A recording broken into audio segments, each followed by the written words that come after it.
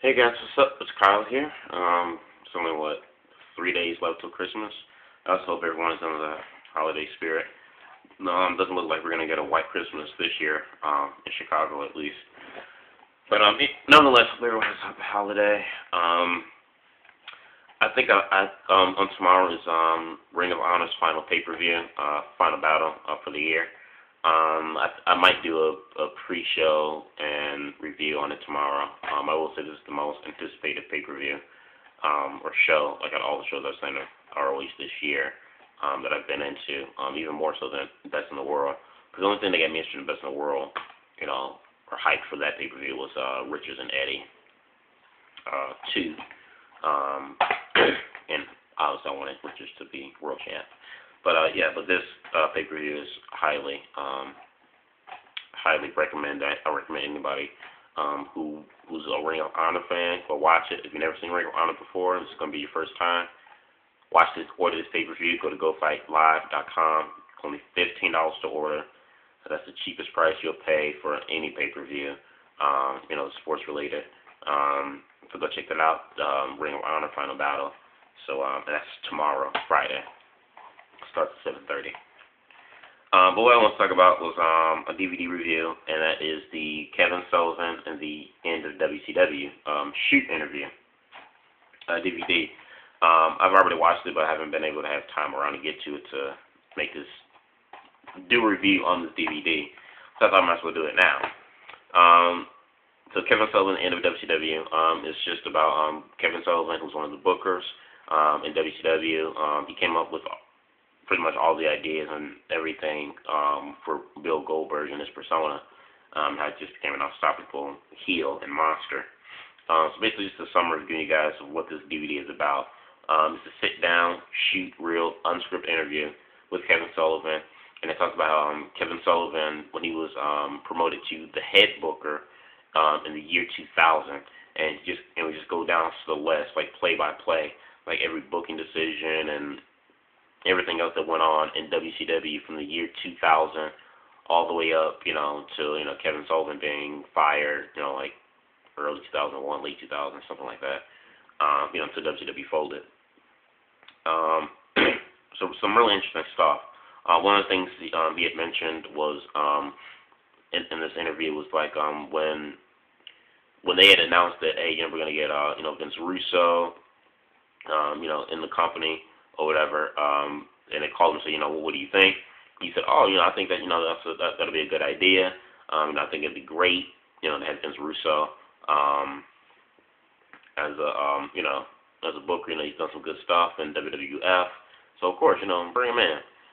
And on that same topic, on the Outsider Shoot interview DVD, Scott Hall and Kevin Nash also mentioned, when they heard Vince Russo was coming in, how everyone in WCW was like, he's going to do this, that for the other, for the company, and how Hall said that him and Nash looked at each other like, you guys don't have a clue, like, the stuff that, that's been going on in WWE and, making, and reason why WWE's, been coming up with all these edgy stuff, and beating us in the ratings, it's not because of Vince Russo, it's because of Vince McMahon, They said Vince Russo does not deserve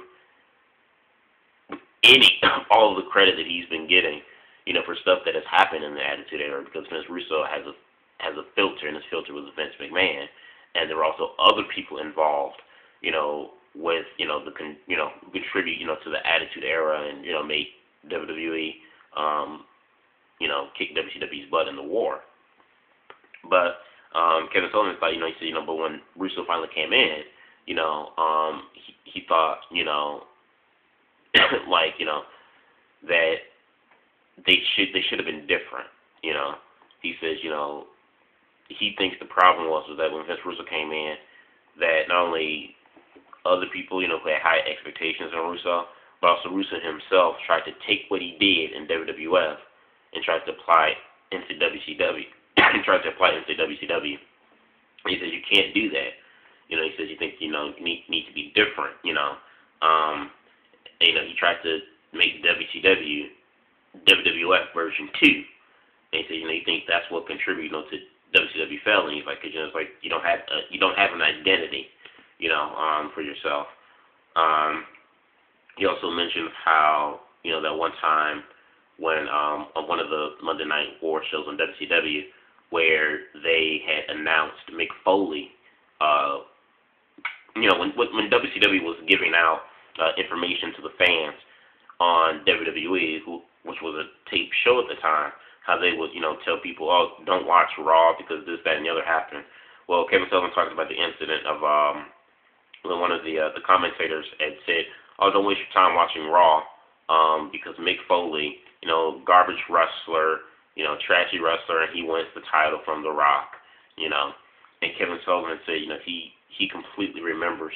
He ran down, put on the headphones, and literally yelled at the commentator's ear and said, what the hell, you freaking idiot, like, what are you doing?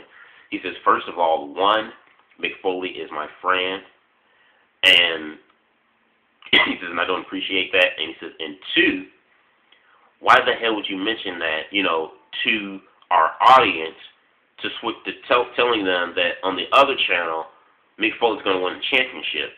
He says they're gonna. You said you're taking our audience, and you're gonna automatically. You're pretty much, telling them to go and watch the other show. He says because regardless, Mick Foley was a popular character at the time, so people are gonna go and see him. He says, and second, even if Mick wasn't a popular character, they're still gonna switch the channels to tune in just to see a title change.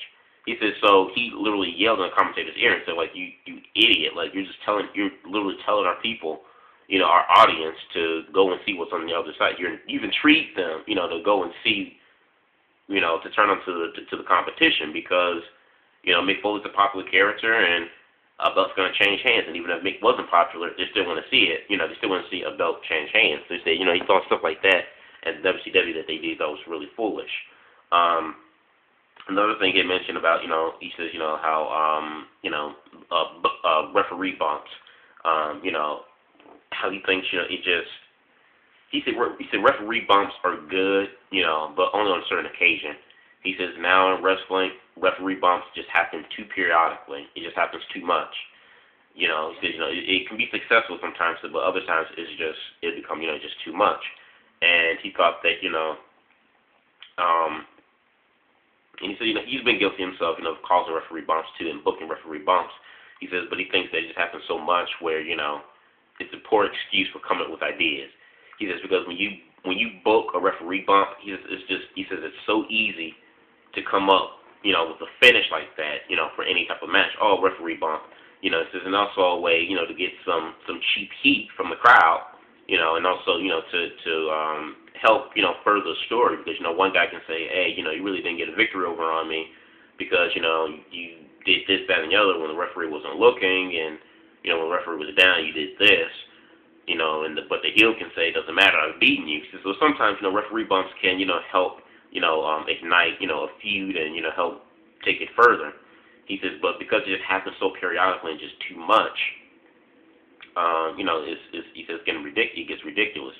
He says, and it's kind of like this here. He says, it's like, he says that's the one problem with, with television. He says, and it's that television feeds off success. He says, and because it feeds off success, it'll keep whatever made it successful. It'll keep doing that same thing over and over and over. And he says, it's like watching one of the shows, CSI or something like that. He said, Law and Order or whatever. He says, Law and Order. He said, look at Law and Order, great show. He says it was a big success. He says, now what's the problem? He says, and you look at Law and Order now, what's the problem with it? He says there are like 5 or 6 different spin-off versions of Law and Order. He says because just keep feeding off their success. Don't know when to, change and do something different.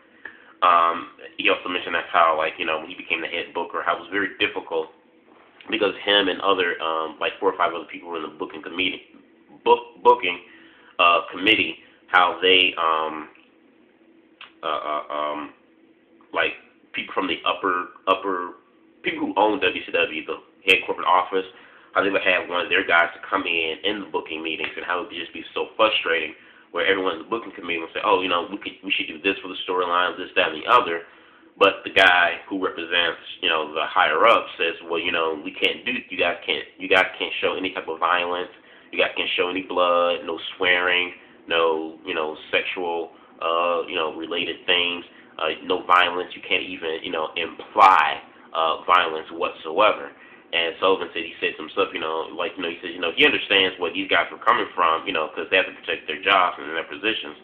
He said, by the same token, too, he says, it's kind of like putting their heads on the chopping block, because it's like, you look at our competition and, you have Austin drinking beer and giving people the bird, and you have women that are like half dressed, and, you look at the USA Network, they're very, very edgy.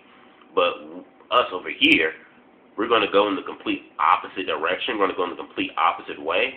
He said, you're asking nothing but for trouble. He says, because if we can't do, I guess I'm going to say like what they do, then how do you expect us, to be successful, or to, try to make a comeback and, with competition if we can't do any of the things that they're doing, and let's be edgy and stuff like that.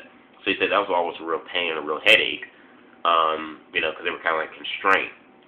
And he just said, too, how, like, some of the young talent, how they would sue WCW, sue Ted Turner, because, the company as a whole was just falling, was in chaos, and they saw and took an opportunity at that, whether to get more money or to, threaten WCW by suing them, thinking that would, put them up, give them a spot, in the higher card.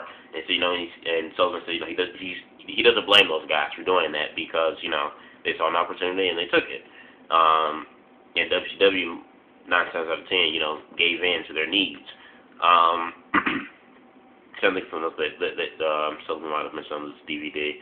He had mentioned of how he tried to, when he became head booker, how he wanted Chris Benoit to become the World Heavyweight Champion. But everyone was, like, furious at him, at that decision. They wanted Kevin Nash to do it. But he says, no, I want Benoit to get it and have Benoit have a good run with it. Then eventually Kevin Nash can take it from him. He said that was the plan. He said because he felt like Benoit was a guy who's paid his dues, fantastic wrestler, and he was going to give him the belt. He says, but he was not going to, and he said, besides, he says during that time, all the belts really had lost prestige.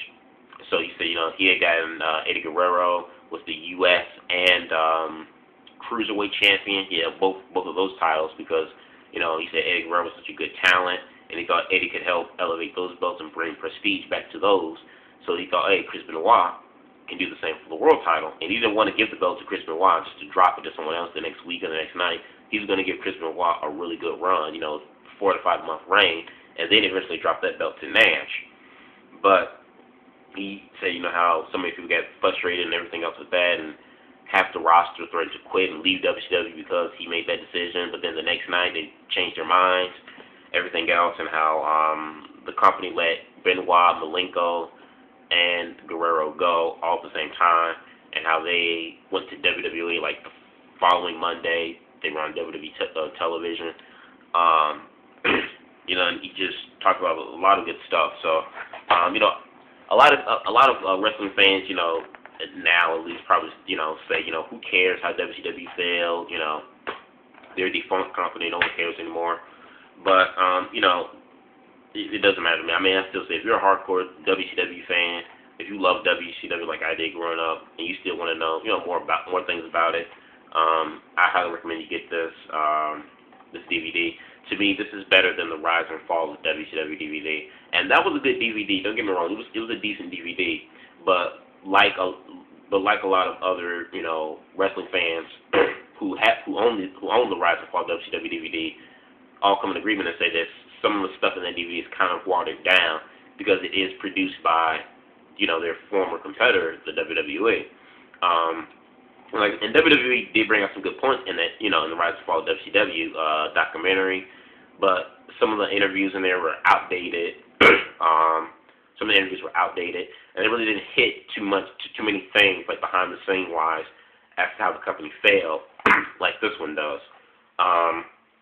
So I highly recommend you guys get this. This is unscripted. It's not produced by WWE, so you don't have to worry about it being, watered down or leaving some stuff out. Kevin Sullivan and the end of WCW, great shoot interview DVD.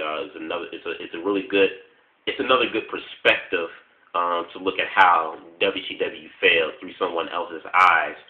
But someone who's not being recorded by WWE cameras. This is another good, way to look at how that company failed, without, like I said, him being recorded by a WWE camera. So this is really good. Like I said, this DVD came out in 2008, so it's like 3.5, 4 years old. Like you say, 4 years old. So I highly recommend you guys get this. You can go and get it at WrestlingSuperstore.com or at KeyFableCommunities.com for $20 or $25. So yeah, this is just my review on Kevin Sullivan and the WCW shoot interview. Comment, subscribe, peace.